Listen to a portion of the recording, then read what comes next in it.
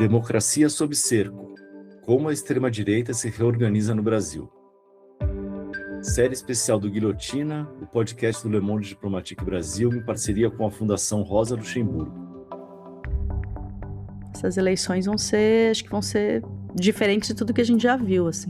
Olá, eu sou Luiz Brasilino e nesta temporada estamos conversando sobre a história e a conjuntura nacional e internacional que explicam o atual processo de ascensão da extrema-direita. Quando um pastor fala para sua congregação não votar no Lula, porque o Lula o Lula de esquerda é comunista, vai aprovar o aborto, vai fechar os templos, ele não está propondo uma luta política, ele está propondo uma batalha espiritual. Nossa convidada de hoje estuda a ascensão do fundamentalismo cristão na América Latina e seus impactos sobre o direito das mulheres e da comunidade LGBTQIA+.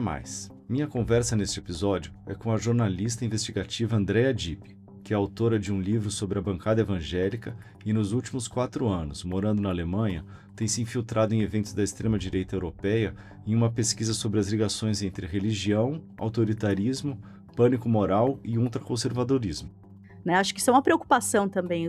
Você imagina o tanto de pessoas que vai perguntar para o ChatGPT em quem votar, né? Achando que o ChatGPT é o oráculo. Este é o 5º episódio desta série especial. E se você perdeu algum, volta lá no seu feed depois de acabar este e escute os anteriores.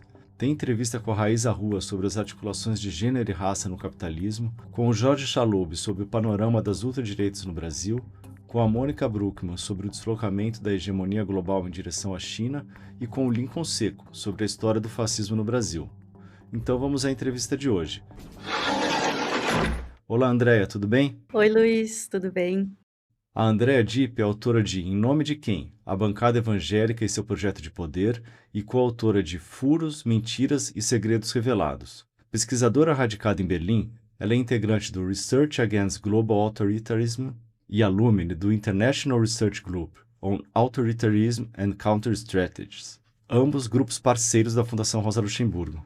A Andrea também é apresentadora do podcast semanal Pauta Pública, na Agência Pública de Jornalismo Investigativo no Brasil. Andrea, como eu acabei de dizer na apresentação, você tem se infiltrado em eventos da extrema-direita aí na Europa, né? Você está vivendo em Berlim, né?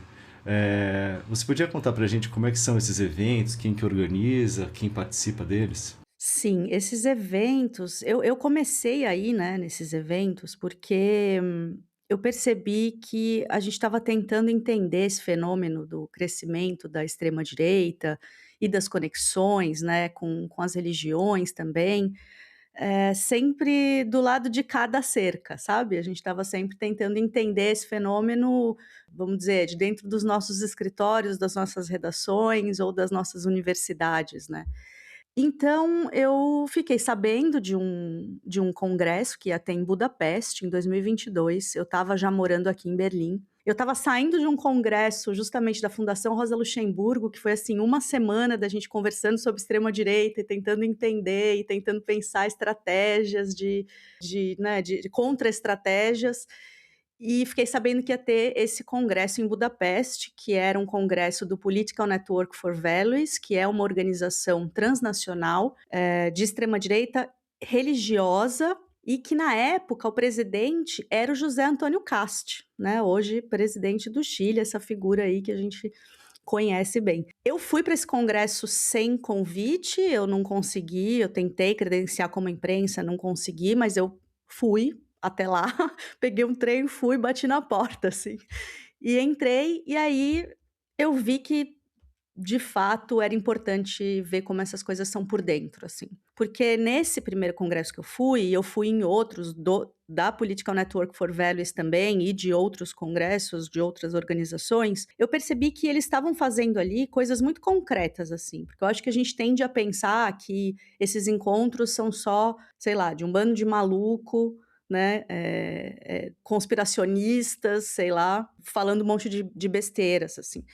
Sim, isso acontece também, mas Ali eles também criam as narrativas, eles também pensam em políticas públicas, inclusive, que eles vão replicar em países. Então, políticas públicas que deram certo em determinado país, eles falam, eles contam, dão exemplos para que isso seja replicado para outros países. É muito prático, assim, eles fazem as coisas, de um jeito muito prático e pragmático, no sentido de ali estão se formando alianças políticas, principalmente, mas também estão sendo criadas narrativas e também estão sendo pensadas políticas públicas, estratégias. Uma coisa que me chamou muita atenção nesse primeiro congresso, que eu continuei pesquisando depois também, foi como eles investem na juventude. Eu acho isso muito importante, assim, foi muito assustador ver. Eles tinham, na época, um curso paralelo para jovens, de uma semana, com jovens trazidos do mundo todo, tinham jovens da América Latina, inclusive. Na ocasião não tinha ninguém do Brasil, que eu me lembre, mas tinham de outros lugares da América Latina, e esses jovens ficavam em contato ali com políticos reais, né, assim, com ministros, com presidentes, inclusive, porque o Viktor Orbán, por exemplo, falou nesse congresso. Então, também isso, né, são pessoas que estão ali que têm o poder de tomada de decisão, é importante dizer isso também. Ministros, primeiros ministros, presidentes, né, pessoas do Congresso. E esse curso do Political Network for Values para jovens, ele virou uma coisa de 6 meses. Hoje é um curso de 6 meses de formação política para jovens. Então, eu vendo tudo aquilo, na época, quem estava era a Ângela Gandra, representando o Brasil. Ângela Gandra, que era secretária do Ministério da Damares, né, que era uma pessoa muito muito conectada politicamente, transnacionalmente, ela que sempre fez essas conexões com essas organizações ultraconservadoras pelo mundo todo. Ela estava lá e ela estava representando o Consenso de Genebra, que era um acordo entre países para a proibição total do aborto. Então, quer dizer, o Brasil tinha ali também um papel importante naquele momento. E aí, depois desse congresso, eu consegui me infiltrar em vários outros também que tinham essa coisa mais religiosa, então, que as pautas principais eram sempre as pautas antigênero, né? O Political Network for Values é um desses que, assim, em defesa da família, qualquer barbaridade, assim. Então, em defesa da família, você faz um discurso xenófobo, em defesa da família, você fala contra o aborto, você fala contra o feminismo, você elege inimigos, você fala contra os direitos LGBTQIA+. Então, isso é uma coisa também que eu achei muito interessante, né, fazendo essas pesquisas, como o gênero tem um papel central, assim, nesses discursos e nesses encontros. E a partir dessas discussões, né, a partir desse combate, enfim, ao gênero, é que se estruturam outras políticas. E claro, também já fui em outros congressos que não eram tão voltados para a coisa religiosa. Então, já fui em congressos, por exemplo, de libertários, para a juventude libertária, que aí tem uma pegada que é assim: o capitalismo em sua forma pura precisa ser instituído, né, que vai um pouco numa linha complementar, digamos, a essa, né. Já fui também em congressos, como o Natcon, que é um congresso que é puramente conservador, nacionalista conservador, assim. E aí também, assim, com um discurso absolutamente xenófobo, principalmente, né, mas que também passa ali por um cristianismo e por um judaísmo como sendo as únicas religiões aceitáveis, né, pra extrema direita, assim. Então, isso que tem me feito pesquisar mais e mais, porque eu vi também, por exemplo, nesses congressos, eu vi essa política antigênero que o Trump implementa, né, no seu novo governo, ela estava sendo construída ali já. Quando o Trump foi eleito, eu fui num congresso que aconteceu, em Madrid, e eles estavam comemorando que finalmente um presidente ia ter coragem de implementar todas aquelas políticas antigênero que eles vinham construindo há tanto tempo. Então, quer dizer, é isso, assim, acho que é importante a gente saber que são pessoas com poder de decisão que estão se encontrando frequentemente para trocar estratégias e fazer política pública mesmo. Uhum. Eu queria saber um pouco mais sobre qual o perfil dessas pessoas, dos participantes, né? São jovens, mais ou menos. Você falou um pouco já sobre as pautas, Mas qual a história deles, a trajetória de atuação política? Acho que isso Identidade, né? Identidade fundamental, né?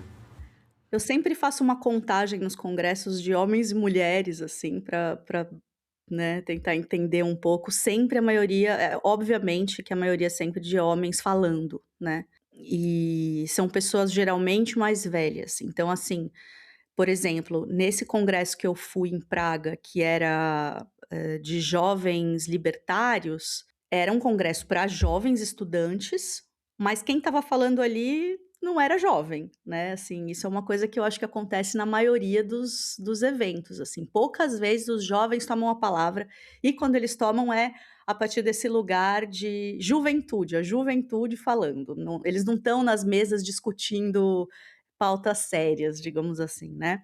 Mas tem muitos jovens, nas audiências, isso com certeza. E quem fala nesses eventos, claro que depende, mas assim, é isso, o Vítor Orbán é um que eu já ouvi falar em vários eventos. E aí também isso, assim, ministros, congressistas dos Estados Unidos principalmente, e agora da Alemanha também, antes a Alemanha não estava muito nesse mapa da extrema direita mundial, porque ficava meio feio se conectar com a AfD, né, com o partido de extrema direita alemão, mas isso já é um problema do passado, assim, eles já estão super, envolvidos, interligados também. Mas é isso, geralmente são políticos, pessoas que estão eleitas de alguma forma, influenciadores também participam desses eventos.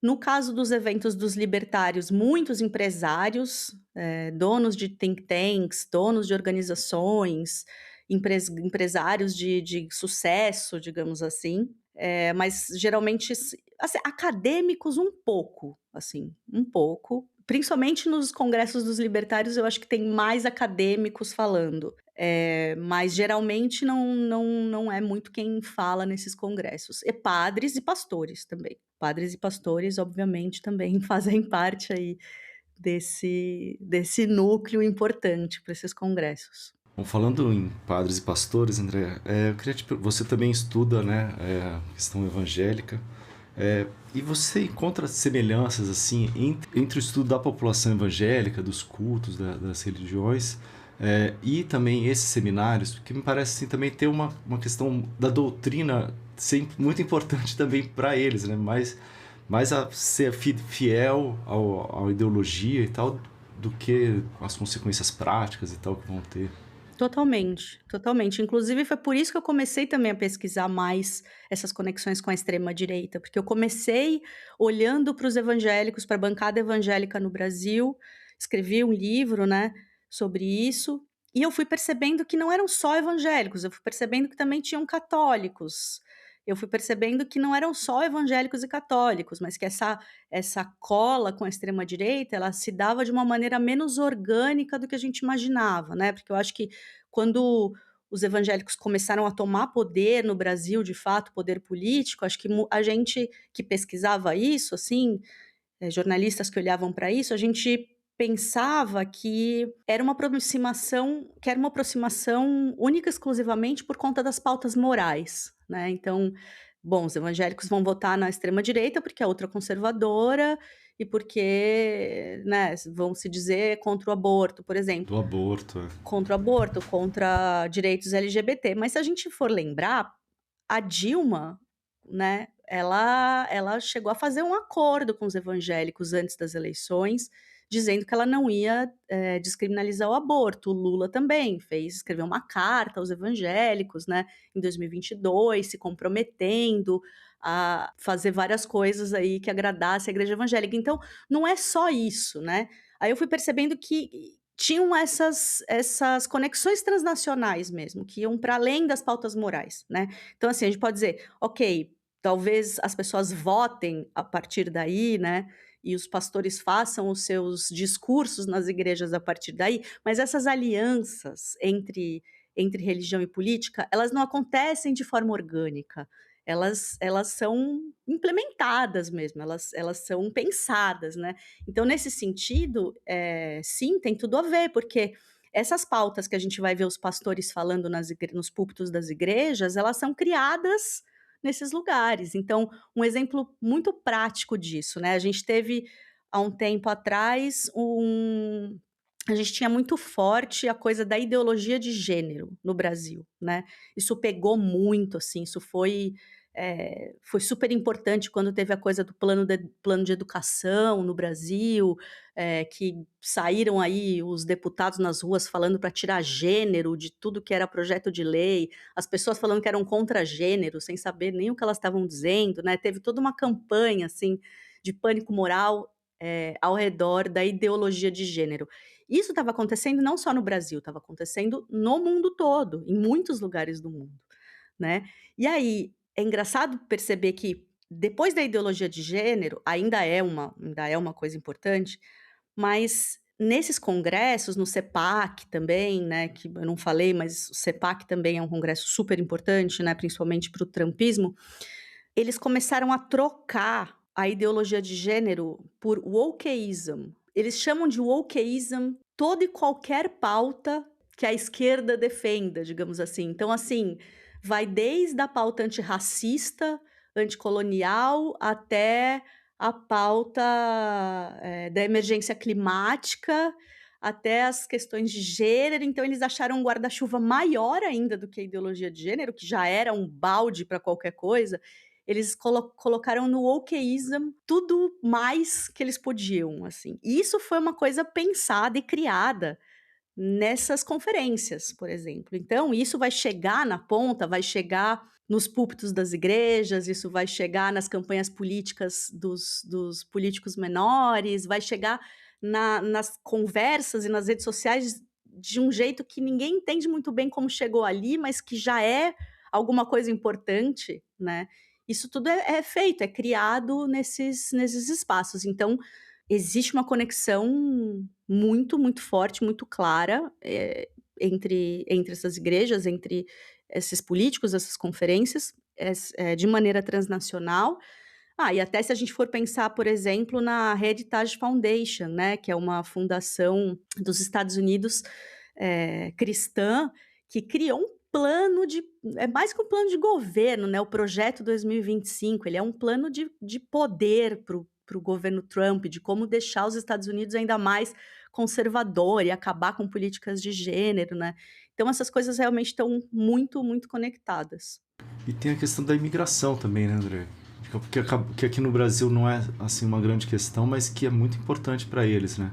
E Muito importante para os Estados Unidos, óbvio, né, a gente está vendo aí esse drama, mas na Europa também, e eu me lembro que quando eu comecei a ir nesses congressos, a pauta da imigração ela aparecia com mais timidez, assim, ela aparecia com mais cuidado, digamos assim. Se falava de pauta, se falava, né, de como os imigrantes estavam estragando os países, mas era uma coisa um pouco mais tímida, né.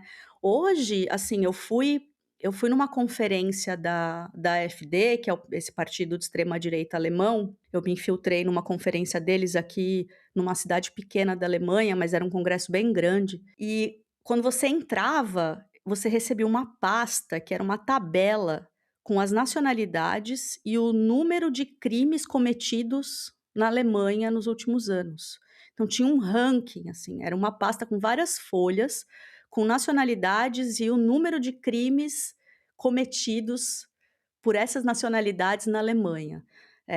E aí, sei lá, no começo da conferência, a primeira coisa que apareceu no telão foi um vídeo mostrando rostos de homens, árabes, de diversas regiões, mas árabes, que tinham cometido crimes, principalmente de violência contra a mulher na Alemanha. Então eram os rostos deles, os nomes, as nacionalidades e uma música terrível tocando, e isso ficava em looping. Enquanto as pessoas chegavam, enquanto se preparava o evento, isso ficava rodando em looping no telão, quer dizer, isso está muito forte hoje, assim, na Europa tá muito forte, na Alemanha tá crescendo de uma maneira assustadora, né, a primeira vez inclusive que a AfD na Alemanha tá, liderando nas pesquisas de intenção de voto, porque ela traz essa pauta, né. Eu entrevistei também 2 jovens ligados à AfD recentemente, perguntei quais eram as pautas mais importantes para eles e eles falaram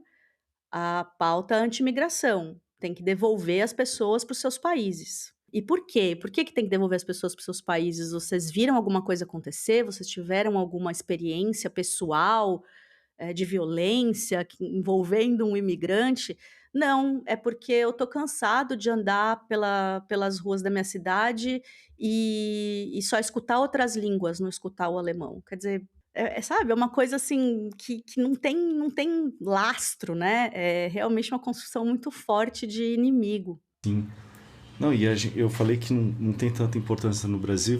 Quando você falou dessa associação que eles fazem com a criminalidade, imagino que aqui também o que cumpre esse papel é o racismo, né? Total.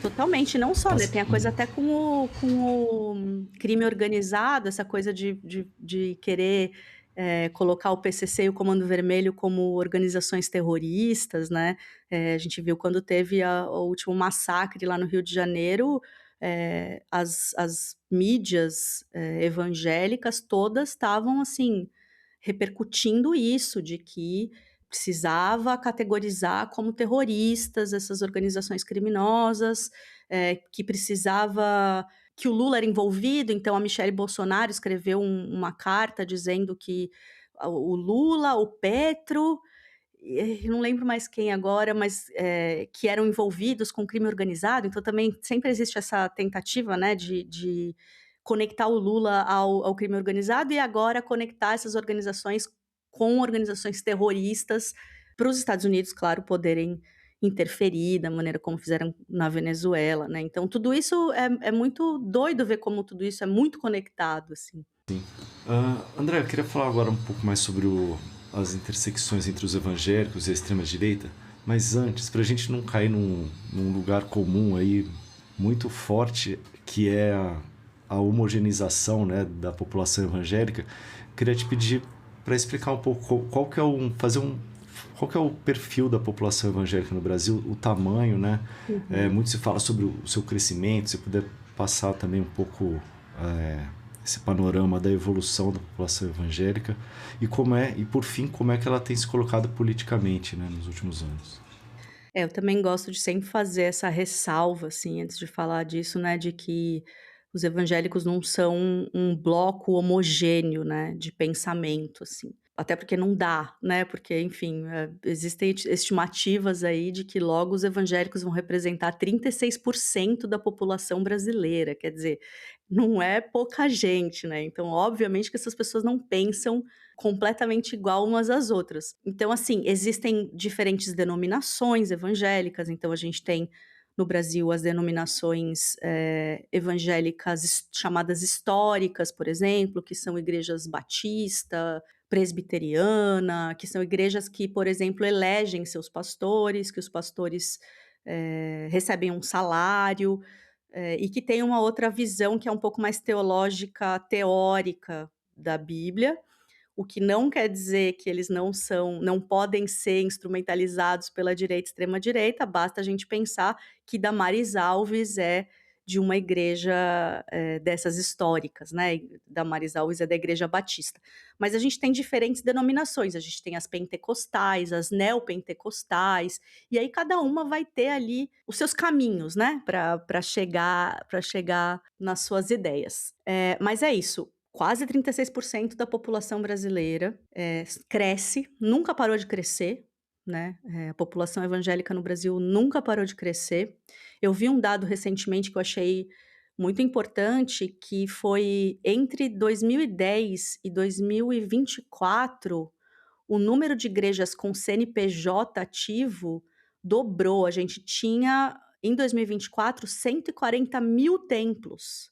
Uma coisa assim de 5.000 templos sendo criados todos os anos, mais ou menos. Então, é um crescimento muito importante. E aí, obviamente, também é uma fatia muito importante do eleitorado, né. Eu acho que os políticos sabem disso, os candidatos sabem disso, não é de hoje, como a gente falou, né, o Lula e Dilma, inclusive, já fizeram, acordos nas eleições, sempre fazem acenos para esse público, dizendo: "Olha, fiquem tranquilos, não vou fechar as igrejas, não vamos descriminalizar o aborto", né, sempre tem esse aceno, porque de fato é uma fatia importante, eles sabem que eles são uma fatia importante, tem até uma carta que ficou famosa de um pastor, se não me engano foi em 2014, mas eu não tenho certeza, que escreveu para a Folha de São Paulo, que os evangélicos agora eram players, não eram mais massa de manobra, né, porque,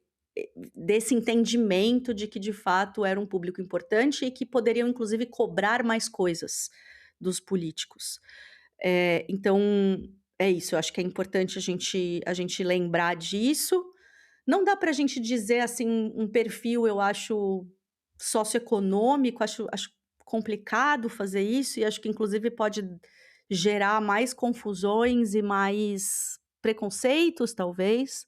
Mas o que a gente sabe é que quem representa os evangélicos no Congresso Nacional, ou no executivo, são, em sua grandíssima maioria, ultraconservadores e de extrema direita. Sim, isso a gente pode falar, né.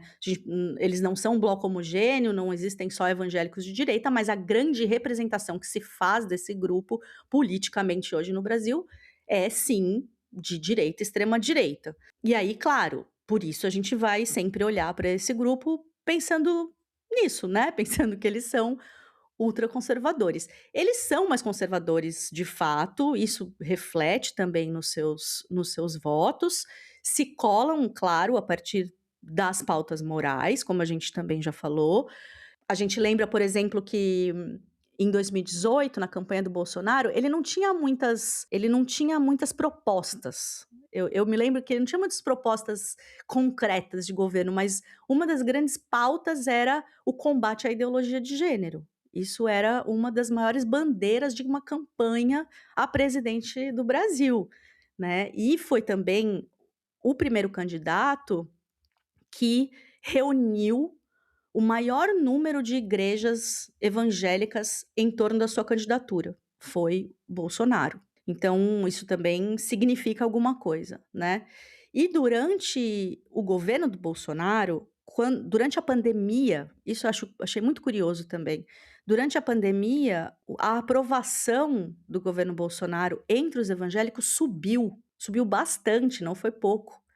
Por quê? Negacionismo, milagres, e obviamente a manutenção dos templos, que ele tentou a todo custo manter os templos abertos, né, só depois os prefeitos e governadores se organizaram para conseguir fechar, mas ele tinha mantido aberto. Então, a gente teve durante o governo Bolsonaro, claro, pastores que eram muito próximos ao Bolsonaro, o Silas Malafaia, acho que o mais próximo conselheiro, né, conselheiro político de Bolsonaro, Silas Malafaia. Mas eu acho que também tem um outro aspecto interessante da aproximação dos evangélicos com a extrema direita, que não passa só pelas pautas morais, que é essa defesa que se faz nas igrejas, principalmente nas igrejas pentecostais e neopentecostais, de um empreendedorismo, da ideia de que você precisa ser o seu próprio chefe, da ideia de que um vencedor é alguém que tem o seu próprio negócio. E isso se cola à teologia da prosperidade, que, explicando de uma maneira muito básica, é como se Deus quisesse que os seus filhos sejam prósperos na terra, não apenas no céu. Então, nessas igrejas neopentecostais é muito comum você ver, na hora que eles pedem o dinheiro, na hora que eles pedem os dízimos e as ofertas, você vê alguém vai dar um testemunho, uma coisa que contar de alguma coisa que aconteceu de boa na sua vida, e essa pessoa vai lá dizer que Deus deu a ela o carro dos seus sonhos, né, isso é um testemunho das bênçãos de Deus, né. Então, também tem uma aproximação que vem do neoliberalismo, que vem, do ultracapitalismo a partir da teologia da prosperidade, né, e aí também entram essas pautas, também se colam com a extrema direita, não é só a partir das pautas morais. E uma terceira coisa que eu acho a mais, curiosa de todas talvez, e a que mais a gente ainda tem que pesquisar, que é a teologia do domínio, que a teologia do domínio, ela prega, enfim, ela define que existem inimigos que precisam ser combatidos e que esses inimigos são espirituais. Então, quando um pastor fala para sua congregação não votar no Lula, porque o Lula é de esquerda, é comunista, vai aprovar o aborto, vai fechar os templos, ele não está propondo uma luta política, ele está propondo uma batalha espiritual. E isso é muito importante, assim, quando a gente vai pensar, né, nesse perfil político, assim, porque isso é muito poderoso, né, é muito forte, muito poderoso. Quer dizer, o representante de Deus na terra, que é o pastor, está dizendo que, certos candidatos são influenciados por demônios e potestades e, né, que são inimigos espirituais, assim. Então, isso é bem poderoso e também muito fácil de ser manipulado, né. Sim. Andréa, e qual que eu queria te perguntar um pouco sobre qual a importância, o papel dessas igrejas, dos templos, na vida dos fiéis. Não sei se a gente pode usar fiéis assim de forma genérica, geral, né? E pensar assim, curioso como o nosso papel aqui é conectar os assuntos, né? E é engraçado como eu imagino, já até antecipando um pouco sua resposta, imagino que também isso seja um pouco a deficiência acho que de formações políticas à esquerda que já fizeram esse papel, mas também do Estado, né? E a igreja cumpre esse papel. Não deixa de ser curioso que isso também é um reflexo do neoliberalismo, que também tem essa ideologia do empreendedorismo e que também, se a gente for olhar mais para trás, também está um pouco na raiz dessa ascensão da extrema-direita, né? Totalmente, totalmente.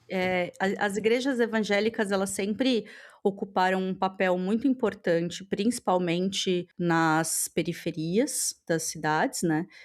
Nesse lugar que você diz, da falta do Estado ou às vezes, né, de uma interferência grande do Estado, se a gente for pensar, violência policial, por exemplo, né. Então são lugares onde ou não tem a presença do Estado ou tem essa presença violenta do Estado, né.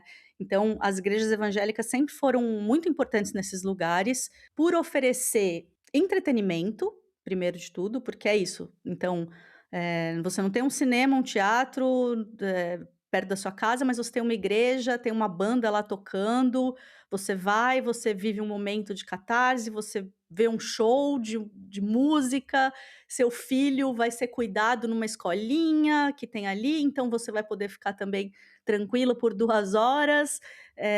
Então, assim, tem o entretenimento, tem a comunidade, né, que essas igrejas promovem, tem o senso de comunidade, é isso, assim, eu gosto muito de um exemplo que eu ouvi de um pesquisador quando eu escrevi o livro, que ele falava assim: "Tem aquela senhora que a vida inteira foi diarista, que ela é como uma pessoa completamente invisível para a sociedade, ela é invisível, ela já está quase, inclusive, não servindo mais ao capitalismo, porque ela já está mais velha, ela ninguém enxerga, mas na igreja ela é uma senhora que tem o dom da profecia, ou ela é alguém que vai ter o seu aniversário comemorado pela igreja, ou ela é a senhora da oração forte da igreja, ela é alguém importante, ela tem uma comunidade e coisas que é isso, coisas que o neoliberalismo não vai fazer, que o capitalismo não vai fornecer. E eu acho que hoje, principalmente, né,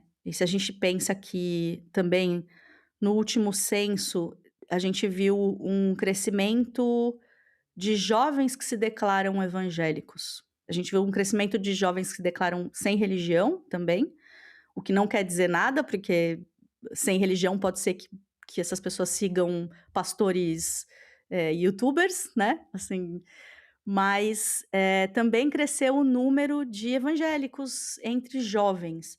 E aí não precisa fazer muita matemática, né, se a gente pensa assim, no mundo que a gente está vivendo com tantas crises, né, então é isso, é a crise do neoliberalismo, é a crise da própria democracia como a gente a conhece, é a crise climática, crises financeiras, guerras, crises políticas no mundo inteiro. A gente não consegue também enquanto esquerda oferecer talvez muitas alternativas de futuro para os jovens, né. E aí a igreja entra nesse papel de esperança, nesse papel da conservação da família.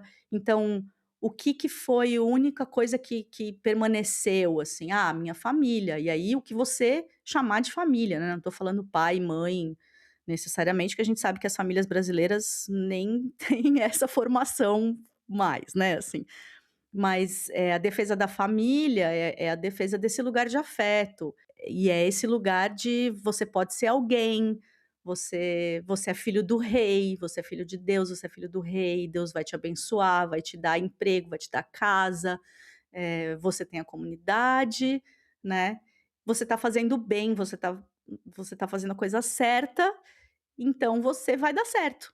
Que aí, se a gente esticar essa corda, a gente vai chegar inclusive nos coaches, né, e até nesses red pills que falam, que dão os grandes segredos do sucesso e se você não tá prosperando na vida é porque você fez errado, porque você não teve fé suficiente, porque você não implementou direito aquela estratégia, né.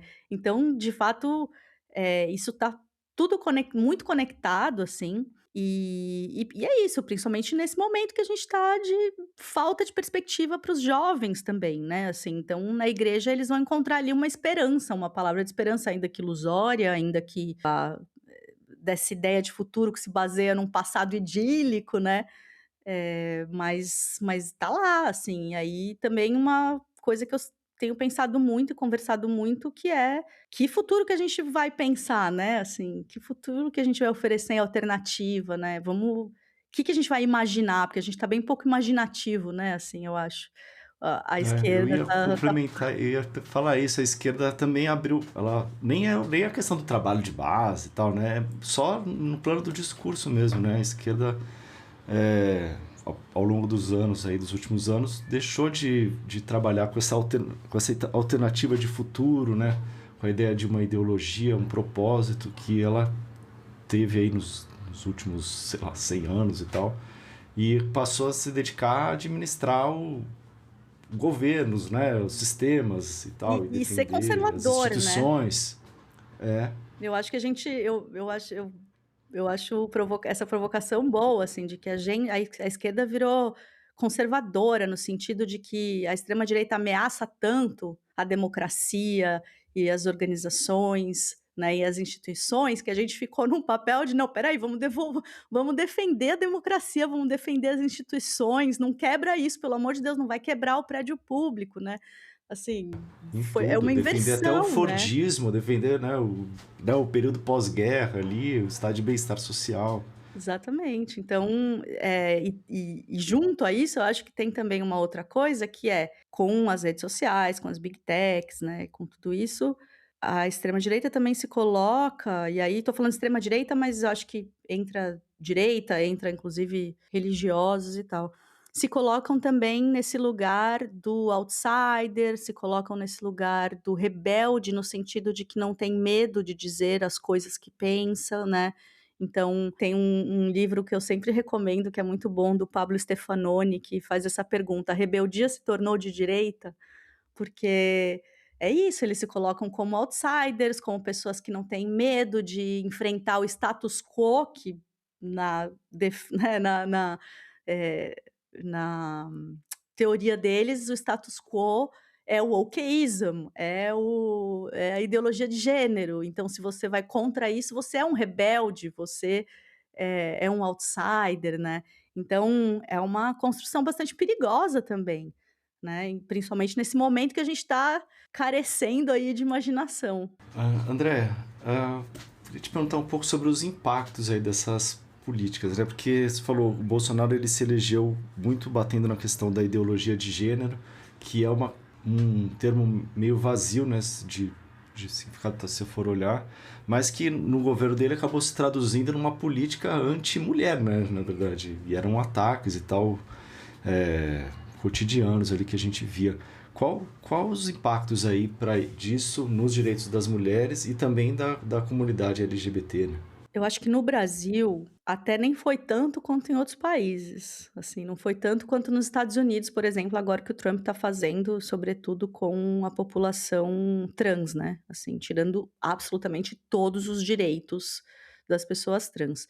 Podia ter sido pior, eu acho, no Brasil, mas a Damares no ministério que virou na época dela, né, na época do governo Bolsonaro, o Ministério da Mulher, Família e Direitos Humanos, que também colocou a família nesse bolo, né, não é à toa, ela desmontou, o Ministério da Damares desmontou muitas políticas públicas, sobretudo políticas, por exemplo, de prevenção e tratamento do HIV, desmontou políticas de distribuição de preservativos e de políticas, como chama? Mas enfim, mas durante o Ministério da Damares, então, foram desmontadas muitas políticas públicas, tanto com relação à violência contra a mulher, inclusive, as delegacias da mulher, as políticas de prevenção e tratamento de HIV, as políticas de prevenção de gravidez na adolescência. A Damares trocou as políticas de prevenção à gravidez na adolescência por o discurso da abstinência. Então, não, adolescentes, meninas não vão engravidar e não precisam saber nada sobre isso, porque elas não vão fazer sexo e ponto. Então, criou muitas políticas voltadas para a família, no que eles entendem que é essa família heteronormativa, né? Tentou derrubar vários direitos, sobretudo de pessoas LGBT, não conseguiu, né? Tentou reinstituir a cura gay no Brasil, não conseguiu. E essas políticas, elas foram implementadas, assim, elas foram, eh, as políticas foram destruídas, né, e essas outras políticas que eram só em prol da família ou da abstinência, foram implementadas. Eles tentaram também acabar muitas vezes com o aborto, mesmo em caso dos casos que o Brasil prevê como possíveis de realizar um aborto legal. Destruíram as políticas de aborto legal no país todo, assim, isso é uma coisa que ainda está terrível, assim, o quanto as políticas de atenção ao aborto legal, humanizadas, elas foram sendo minadas, assim. E não só na política, mas, assim, em todas as instâncias, né, essas redes antiaborto no Brasil, elas são assustadoramente eficazes, elas conectam, assim, desde o judiciário, existem pessoas pesquisando casos de aborto legal, que levam para advogados, católicos que se oferecem para não permitir o aborto legal, por exemplo, em casos de meninas de 11, 12 anos, eu fiz uma reportagem sobre isso. Então, assim, eles também conseguiram criar uma rede muito forte, assim, eu acho que é isso que eu queria dizer. Eu acho que durante o governo Bolsonaro, para além das políticas públicas que eles conseguiram desmantelar e de outras que eles tentaram, mas não conseguiram, e ainda tentam, né, eu acho que é isso, assim, eles tentam acabar com o aborto muito ainda, esses direitos são direitos que a gente nunca pode ter como garantidos para sempre, a gente tem que sempre lutar, né, pela manutenção deles. Mas eles também conseguiram criar uma rede, fortalecer uma rede muito forte, também fora, da política, também na sociedade, nos hospitais, no judiciário, se criou uma rede, assim, muito, muito eficaz, inclusive que conseguiu e tem conseguido barrar o aborto legal de meninas, né, tem até a campanha Criança Não é Mãe, tem várias campanhas importantes acontecendo nesse sentido, porque de fato isso também foi uma coisa muito intensificada durante o governo Bolsonaro. E aí isso falando de Brasil, né, agora, é isso, se a gente olha para os Estados Unidos, por exemplo, o que o Trump está fazendo com os direitos das pessoas trans é um negócio assustador. Se a gente olha para a Hungria, quando era o Viktor Orbán, né, que estava à frente, ele proibiu inclusive a marcha do orgulho LGBT, prendeu dezenas de pessoas, né. Então, é isso, assim, são políticas públicas mesmo. Na Polônia conseguiram, depois isso foi revertido, mas na Polônia tinham cidades que eram zonas anti-LGBT. Então, assim, aquela cidade era protegida, entre aspas, de pessoas LGBT. Na Polônia também eles conseguiram criminalizar novamente o aborto, né, com a ajuda de uma organização católica de lá. Depois isso reverteu. Mas é isso, assim, esses discursos eles estão se tornando cada vez mais políticas públicas mesmo. Eu ia complementar e o resultado a gente vê um pouco com esses casos de violência de gênero que a gente tem acompanhado agora, né? Muito, casos Sim. muito violentos, né? De muito ódio, né? Muito explícitos, assim, né? Muito violentos, a violência, o feminicídio tem aumentado muito no Brasil, né, e os casos de violência também. Bom, casos de violência contra a população LGBT e contra pessoas trans, é isso, o Brasil nunca sai do topo do ranking, né, assim, a gente ainda é um dos países mais violentos, que mais mata pessoas trans, mas, a violência de gênero tem aumentado e é isso, não é só no Brasil, né, no Brasil a gente tem visto coisas muito chocantes, assim, eu acho. Mas não é só no Brasil, e aí é isso, a gente tem que olhar para isso também como um sintoma de todos esses discursos que estão crescendo, né. E dessa machosfera, né, e dessa incitação ao ódio mesmo contra mulheres e contra corpos dissidentes que a gente vê, sei lá, os donos das big techs, né. Os donos das big techs são super machistas, têm discursos, assim, assustadores nesse sentido, né, de precisamos de mais homens, precisamos de mais energia masculina, né, e os caras têm muito dinheiro, os caras têm mais dinheiro que PIB de países inteiros, né, e eles têm essas ferramentas nas mãos que estão mediando nossas interações, mediando nossas relações, nossos afetos, né. Esses caras que são os tech bros, né, que a gente chama, assim, os machistas máximos, assim, são os caras que têm essas ferramentas que simplesmente mediam todas as nossas relações hoje, que são as redes sociais. Todas as nossas relações, todos os nossos afetos, todas as nossas, informações chegam por aí, né. Então, eu acho que também não é à toa, e também não é à toa que tem tantos meninos se aproximando e tendo inclusive seu primeiro contato político através desses fóruns, né, através dessas comunidades, de red pill, de incels, e como a gente falou, né, nesse momento super, de várias crises e de falta de perspectiva, de falta de futuro e de uma ideia de que os meninos não se encaixam mais em lugar nenhum, né, esse ressentimento que tem crescido também.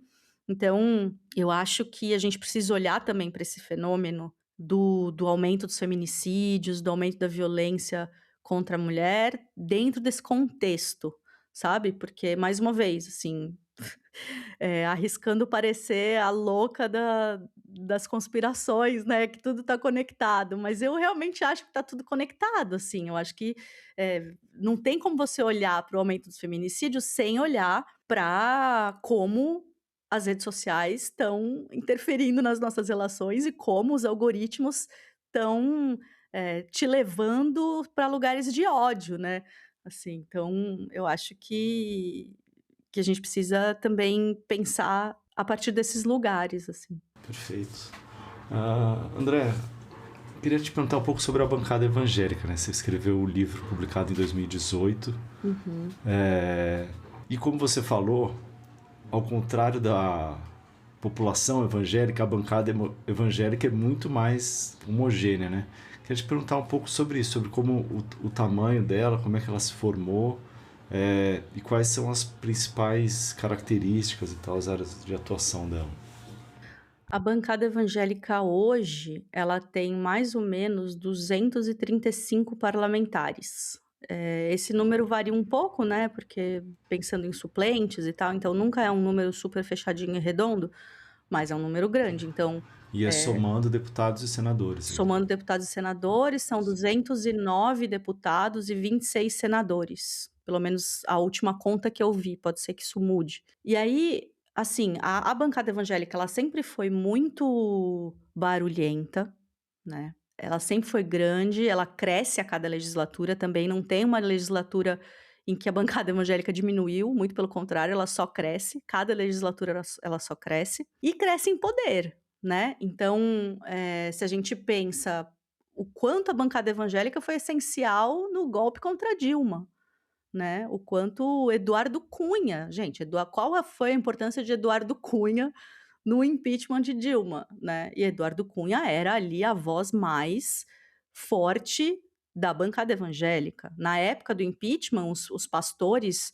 Silas Malafaia, por exemplo, era um que saía fazendo discurso dizendo assim: "Olha, se você votar contra o impeachment, eu vou te caçar na sua cidade. Eu vou falar que você não é um pastor de verdade, que você não é um servo de Deus". Ele tem vídeos, tem até hoje existem esses vídeos, né, que mostram ele falando isso. Então, assim, no impeachment da Dilma, a gente teve esse exemplo muito claro de como a bancada evangélica é forte e tem poder. E aí, enfim, durante o governo Bolsonaro, obviamente, né, e eu estava olhando que teve agora uma janela partidária, né, as pessoas os candidatos podiam os deputados podiam mudar de partido, né. E aí vários da frente parlamentar evangélica migraram para partidos ainda mais à direita, sobretudo para o PL e para o Republicanos. Então, PL, né, que é o partido de Bolsonaro, e Republicanos, que é o partido da Igreja Universal. Foram os partidos, que mais trouxeram pessoas de outros partidos nessa janela partidária. O que quer dizer, né, claro, o fortalecimento do PL, então, amplia a base de campo bolsonarista, ainda mais. O Flávio Bolsonaro aí já é não sei se já é outra pergunta, mas enfim, o Flávio Bolsonaro tem o dobro de intenção de voto do Lula entre os evangélicos, né. A gente viu, por exemplo, agora a gente viu essa articulação recente com a rejeição do Jorge Messias para o STF, que o presidente da Frente Parlamentar Evangélica no Senado, Carlos Viana, do Podemos, disse que a rejeição era uma vitória do Brasil, foi uma rejeição inédita, né, em 132 anos, e a Damares dizia que era uma derrota de Lula, que mostra o poder do Senado, né. Eles colocaram muito desse jeito, assim, principalmente na bancada evangélica, eles falaram muito em que isso nem era tanto contra o Messias, era mais para mostrar uma derrota do Lula. E o É curioso, Malafaia porque, só te interrompendo, é porque ele é evangélico, né, o exatamente. Messias, então mostra que realmente essas articulações, né, tá muito mais para além, é muito mais político do que, não sei, religioso, não sei qual que é a palavra. Exatamente. E o Malafaia justamente diz isso, ele fala que o Messias era um esquerdopata gospel. Ele fala que entendeu? Ele não era evangélico o suficiente, né, mas na verdade o que a gente vê é isso, não tem a ver com religião, tem a ver com essas articulações e, mostrar poder, esse é um momento muito importante para eles mostrarem esse poder, né. Então, eu acho que isso marca muito, assim, é um exemplo que a gente teve agora, acabou de acontecer, né, dessas articulações da bancada evangélica.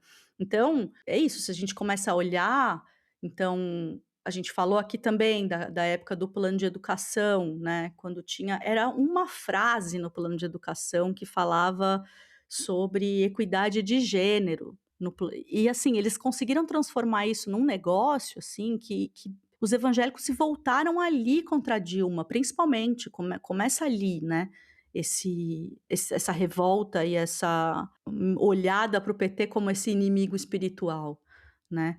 Então, é isso, assim, é uma bancada que cresce, é uma bancada que, sim, é mais à direita e cada vez mais à direita, cada vez mais, indo para a extrema direita, que pode ser que nem concorde em todas as pautas, né, então você tem inclusive pessoas de esquerda, né, pessoas do PT na bancada evangélica, né, mas que acabam concordando de um jeito ou de outro, acabam também enfiando no bolo ali pautas que pra gente é até difícil de entender. Eu lembro quando teve a pauta da redução da maioridade penal, que era uma pauta que a bancada evangélica defendeu, assim, e aí você fica pensando: "Mas não faz o menor sentido, né, a bancada evangélica defender a redução da maioridade penal, por quê?".